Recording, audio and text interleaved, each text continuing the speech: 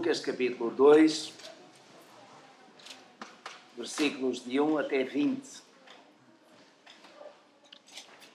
Naqueles dias saiu um decreto da parte de César Augusto para que todo o mundo fosse recenseado. Este primeiro recenseamento foi feito quando Quirínio era governador da Síria. E todos iam alistar-se, cada um à sua própria cidade. Subiu também José da Galileia, da cidade de Nazaré, à Judeia, à cidade de Davi, chamada Belém, porque era da casa e família de Davi, a fim de alistar-se com Maria, sua esposa, que estava grávida. Enquanto estavam ali, chegou o tempo em que ela havia de dar à luz, e teve a seu filho primogênito, envolveu-o em faixas e o deitou em uma manjedoura, porque não havia lugar para eles na estalagem. Ora, havia naquela mesma região pastores que estavam no campo e guardavam durante as vigílias da noite o seu rebanho. E um anjo do Senhor apareceu-lhes, e a glória do Senhor os cercou de resplendores, pelo que se encheram de grande temor. O anjo, porém, lhes disse: não temais, porque vos trago novas de grande alegria, que o será para todo o povo. É que vos nasceu hoje, na cidade de Davi, o Salvador, que é Cristo o Senhor. E isto vos será por sinal: achareis o menino envolto em faixas e deitado numa manjedoura. Então, de repente, apareceu junto ao anjo grande multidão de milícia celestial, louvando a Deus e dizendo: glória a Deus nas maiores alturas e paz na terra entre os homens de boa vontade.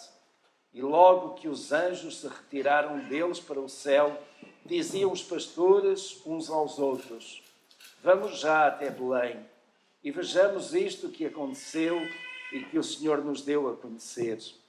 Foram, pois, a toda a pressa e acharam Maria e José e o menino deitado na manjedoura. E vendo, divulgaram a palavra que acerca do menino lhes fora dita.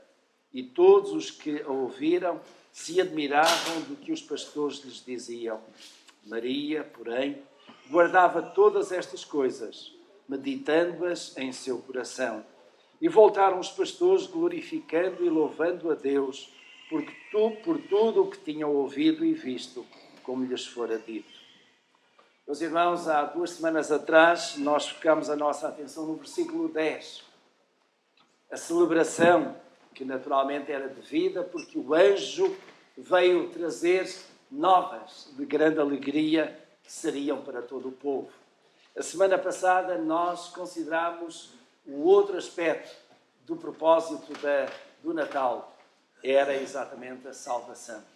E focando a nossa atenção no versículo 11, é que vos nasceu hoje na cidade de Davi o Salvador, que é Cristo o Senhor. Hoje vamos focar a nossa atenção no versículo 14, sobre a paz, sobre a reconciliação. Meus irmãos, é interessante porque esta semana, mais concretamente na quarta-feira, em Oslo, na Suécia, foi entregue o Prémio Nobel da Paz para este ano. Esse prémio foi repartido por 2 personalidades. O presidente do comitê do Prémio Nobel apresentou uma jovem, Malala Yousafzai, e Kailash Satyarthi, como, e literalmente, uma jovem e um homem, uma paquistanesa e um indiano, uma muçulmana e um hindu, ambos símbolos daquilo que o mundo necessita: mais unidade, mais fraternidade entre as nações. Kailash Satyarthi, de 60 anos, foi caracterizado pela sua coragem pessoal, e foi galardoado pelo papel na luta pelos direitos das crianças. Ele disse, naquele momento em que estava a receber o prémio: recuso-me a aceitar que o mundo seja tão pobre quando o gasto global em armas durante uma semana é suficiente para levar todas as crianças à escola. Disse o indiano no discurso da aceitação do prémio. Já Malala Yousafzai, de 17 anos, tornou-se oficialmente a pessoa mais nova a receber o Prémio Nobel. Ela foi distinguida pelo seu papel na luta pelo direito à educação. E ela realçou que esta história não é única, é a história de muitas meninas. No dia em que se assinala o aniversário da morte do sueco Alfredo Nobel, ela agradeceu em especial à sua família e disse: obrigado ao meu pai por não me cortar as minhas asas e por me deixar voar.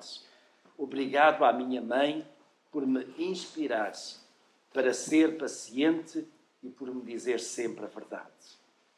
O discurso de Kailash Satyarthi foi assinalado pela crítica à cultura e à passividade, apelando à luta contra a exploração infantil. E ele declarou: vamos democratizar o conhecimento, universalizar a justiça. Juntos, vamos globalizar a compaixão.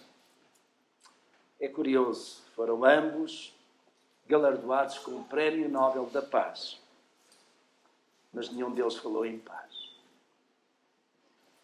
No entanto, procuraram fazer a paz com os mais desfavorecidos, com as crianças, com os mais jovens, aqueles que são mais marginalizados e mais necessitados. Mas, meus irmãos, quando nós olhamos para o texto que lemos há pouco, focando a nossa atenção no versículo 14, encontramos o terceiro propósito do Natal. Depois de celebração, depois de salvação, é um tempo de reconciliação. E o verso 14 diz: glória a Deus nas maiores alturas e paz na terra entre os homens de boa vontade. Meus irmãos, as boas notícias trazidas pelo anjo diziam respeito ao maior nascimento de toda a história da humanidade. O nascimento de um menino que traria a paz aos homens. E, meus irmãos, a pergunta que eu faço é: você está em paz? Você está em paz? Pense. Você tem paz? Você está em paz verdadeiramente? Meus irmãos, eu gostaria de abordar esta questão em duas linhas de pensamento. Primeira, a reconciliação com Deus. E quando pensamos em reconciliação com Deus, não podemos deixar de pensar em duas coisas: guerra e paz com Deus. Na verdade, o homem sem Deus, sem a presença do seu Criador, está em guerra. Deus criou o homem em perfeição. Deus criou o homem à sua imagem e semelhança. Deus criou o homem para ter comunhão com Deus. Mas, entretanto, Lucifer entrou em guerra com Deus. Quando Lucifer quis disputar o governo da humanidade, e quis colocar o seu trono acima do trono de Deus, ele foi derrotado, foi lançado por terra e arrastou consigo milhares e milhares de anjos rebeldes. Mas Lucifer não se conformou com isso. Ele acabou por decidir lançar guerra contra o homem. Tornou-se de imediato Satanás, que significa adversário, inimigo. Primeiramente adversário e inimigo de Deus, mas depois também adversário e inimigo do próprio homem, da criação máxima de Deus. E subtilmente ele foi seduzindo Adão e Eva e levou-os à desobediência, gerando um novo campo de batalha. Então, nessa altura, também o homem perdeu a paz com Deus, perdeu a paz com o seu Criador. E na sua rebeldia, o homem tomou a mentira emprestada do diabo. O diabo, que é o pai da mentira. E fez da mentira uma das suas armas mais devastadoras. De mentira em mentira, de maquinação do mal à destruição da vida pacífica do seu semelhante. O homem foi semeando a maldição, foi semeando a desgraça, foi semeando a destruição à sua volta. E sem paz com Deus, o homem viveu na angústia de não ter paz consigo mesmo. O sentimento de culpa dominou o seu coração. O medo da morte perseguia o homem a todo instante. A angústia e a depressão roubaram-lhe a tranquilidade, o sono da noite.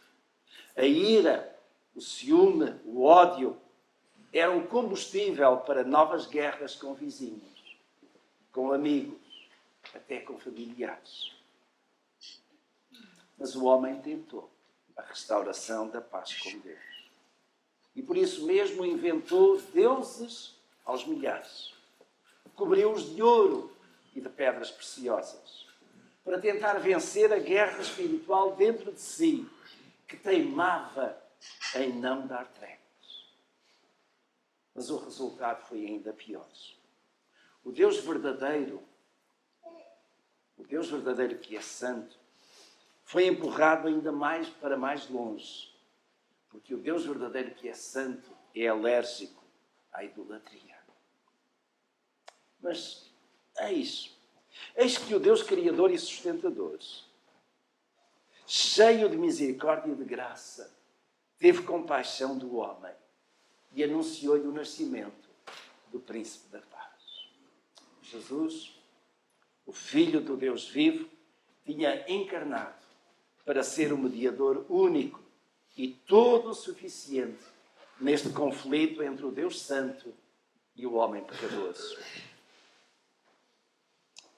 Jesus, quando esteve com os seus discípulos, quando sentiu que eles estavam em grande agitação, muito turbados no seu coração, porque ouviam falar que o seu mestre iria morrer, iria deixá-los, Jesus disse-lhes: deixo-vos a paz.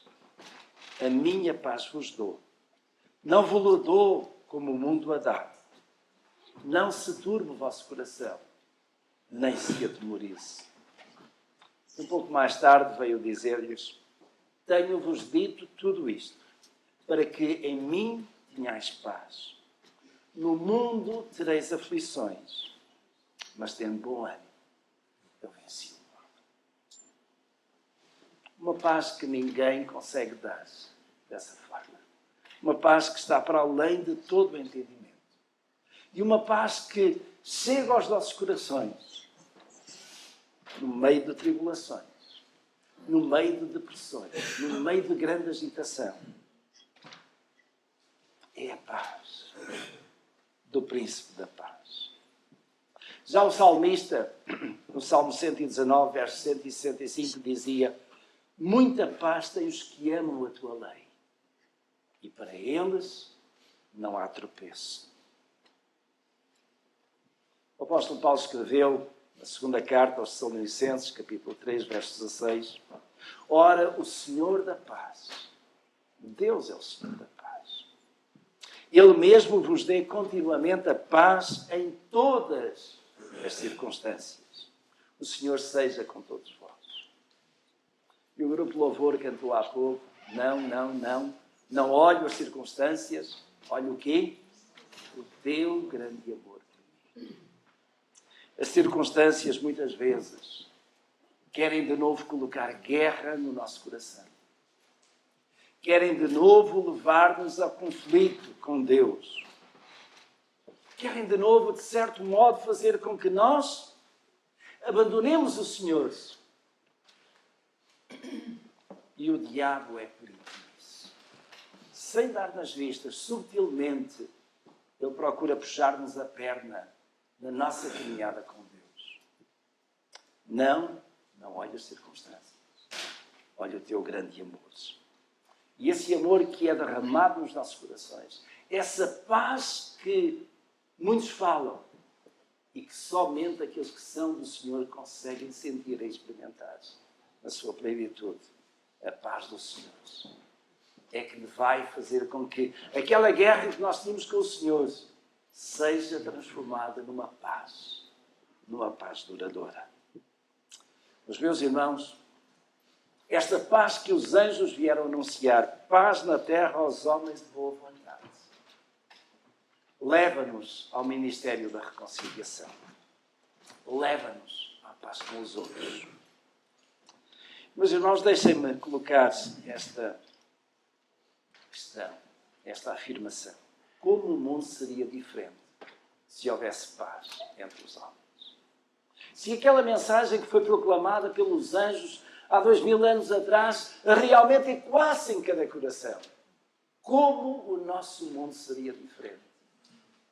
Se, quando nós nos sentamos para ver as notícias pelo mundo fora, não víssemos tantas guerras, não víssemos o resultado de tanto ódio, de tanta maldição, de tanta maldade, como o mundo seria diferente?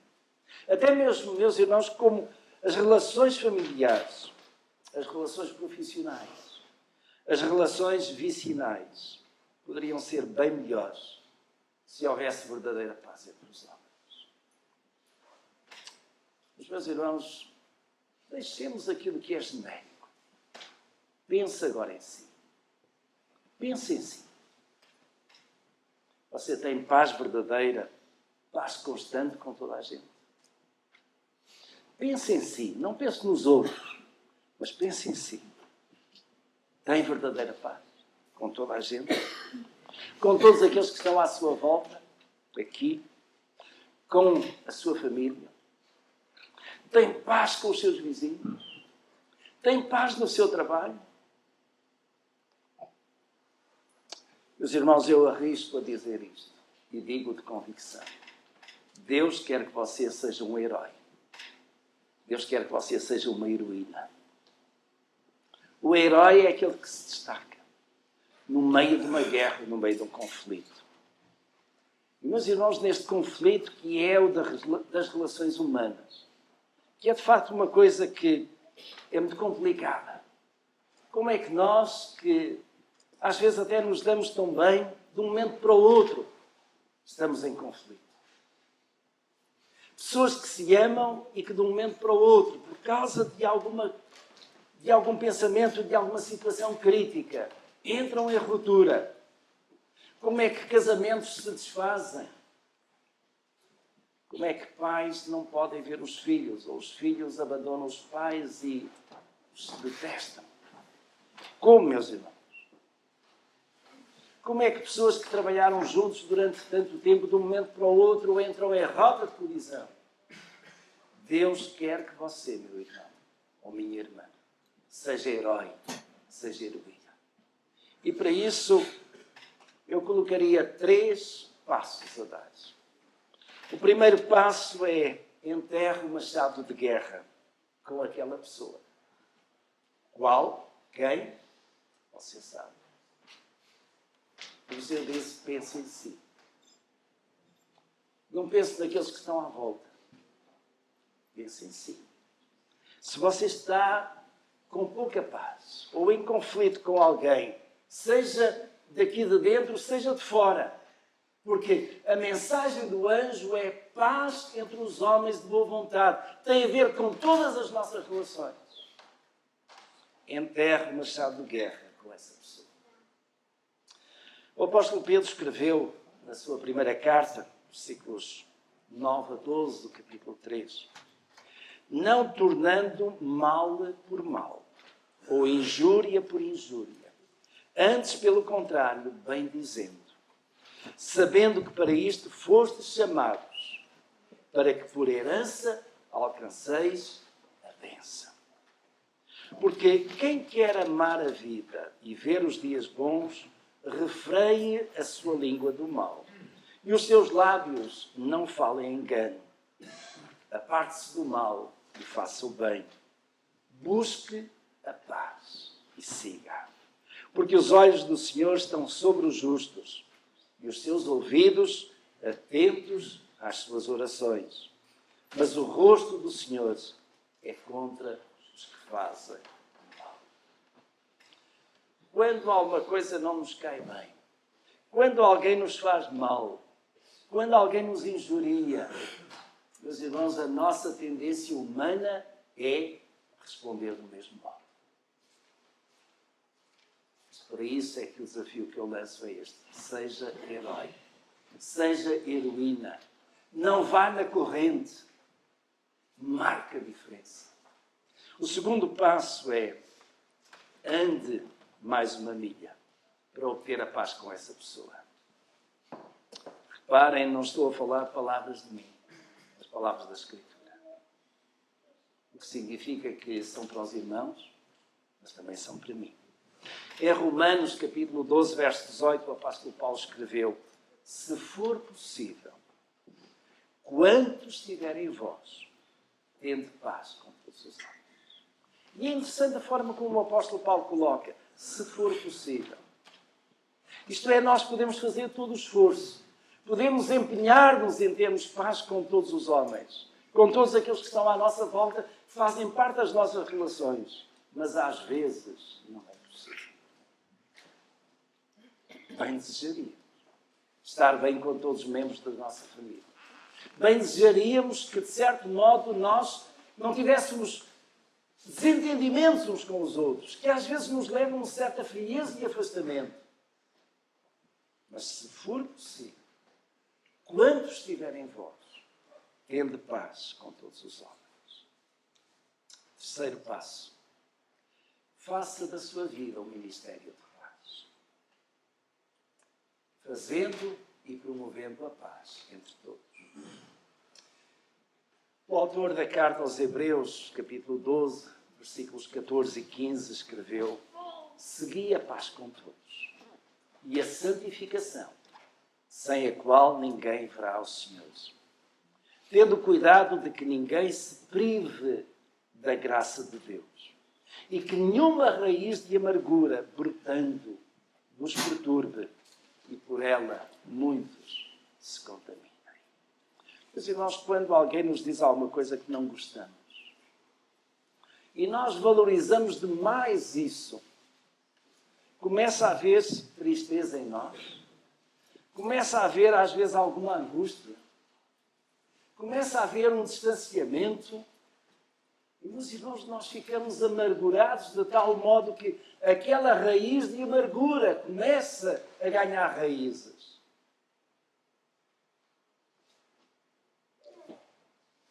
E vai destruindo uma amizade, vai destruindo o relacionamento familiar. E uma coisa traz a outra. E cada vez mais os mal-entendidos se vão gerando de um lado e do outro, ao ponto de que chega a uma situação que é insustentável. E ficamos privados da graça de Deus.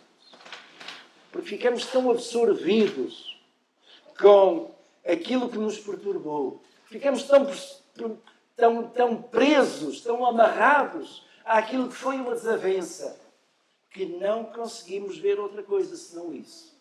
Meus irmãos, eu sinto muito quando isso acontece com alguém. Porque sei que o meu irmão ou irmã, seja nas relações com a igreja, seja com a sua família, com os seus amigos, com aqueles que estão à sua volta, vai ficar em conflito. Lá na minha biblioteca, eu fui à procura de alguns livros. Lembro-me de um que alguns irmãos porventura conhecerão, de Billy Graham, Paz com Deus. E havendo paz com Deus, há paz com os homens. Mas, entretanto, encontrei um outro livro muito interessante. E o livro é isto, ou tem este título: Quem me dera ter paz. E relata um conjunto de situações, de casos de pessoas que viviam numa angústia, porque não conseguiam libertar-se do conflito com alguém. Meus irmãos, o tempo do Natal, um dos propósitos do Natal, é isso mesmo, é para que tenhamos paz. Jesus veio para nós o celebrarmos. Ele veio para nos salvar, mas Ele veio também para nos reconciliar. E estes são realmente os três propósitos que eu encontro no Natal, neste texto aqui de Lucas: celebração, salvação, reconciliação. E nós precisamos de fazer um esforço, às vezes muito grande, para estarmos reconciliados com todos. Para buscarmos a reconciliação. para não deixarmos que esses desentendimentos, desavenças nos afetem, porque roubam-nos a paz. Roubam-nos a energia para nós investirmos naquilo que é produtivo. Meus irmãos, eu não gostaria que isso acontecesse com ninguém, com nenhum de vós. Porque quando nós estamos em paz com Deus e conseguimos promover e fazer a paz entre todos os que estão à nossa volta, nós sentimos bem. Dormimos melhores. Aquilo que nós fazemos tem outro resultado. E somos capazes de trabalhar uns com os outros. Quando o apóstolo Paulo escreveu aos Coríntios, no capítulo 13, verso 11, ele disse: quanto ao mais, irmãos, regozijai-vos, sede perfeitos, sede consolados, sede de um mesmo parecer, vivem em paz. E o Deus de amor e de paz será convosco. Meus irmãos, Deus quer que você ainda seja reconciliador. Não apenas que você seja herói ou heroína capaz de resolver os seus diferendos, mas que seja também reconciliador. Isto é, que seja agente, instrumento de Deus para ajudar outros a serem reconciliados. Primeiramente com Deus, mas também entre eles. Em 2 Coríntios, capítulo 5, verso 18, o apóstolo Paulo explicitamente escreveu: e tudo isto provém de Deus, que nos reconciliou consigo mesmo por Jesus Cristo e nos deu o ministério da reconciliação. Isto é, Deus estava em Cristo reconciliando consigo o mundo, não lhes imputando os seus pecados, e pôs em nós a palavra da reconciliação. De sorte que somos embaixadores da parte de Cristo, como se Deus por nós rogasse. Rogamo-vos, pois, da parte de Cristo, que vos reconcilieis com Deus.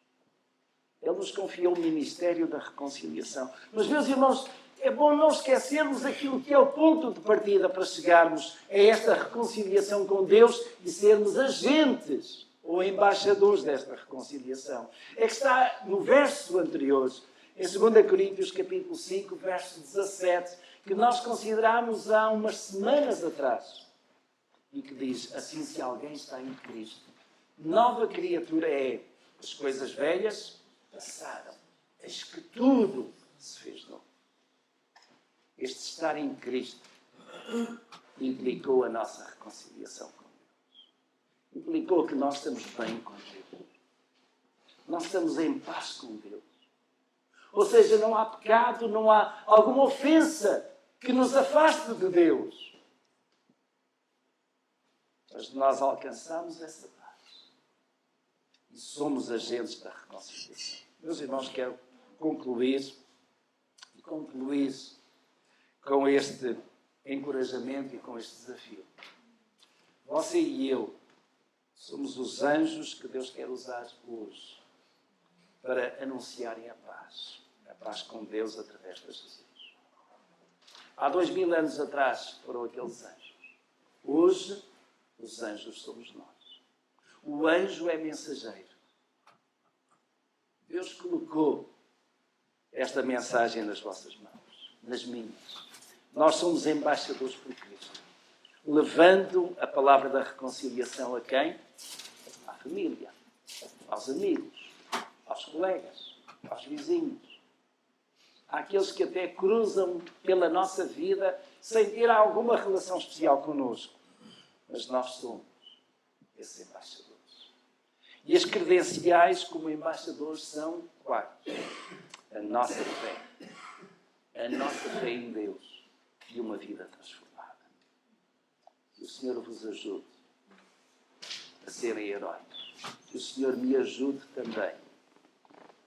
Quando eu tenho, porventura, algum desentendimento com alguém, a ser capaz de ultrapassar isso. A enterrar essa desavença para sempre. Que Deus me ajude a ser embaixador de Deus, por Cristo Jesus.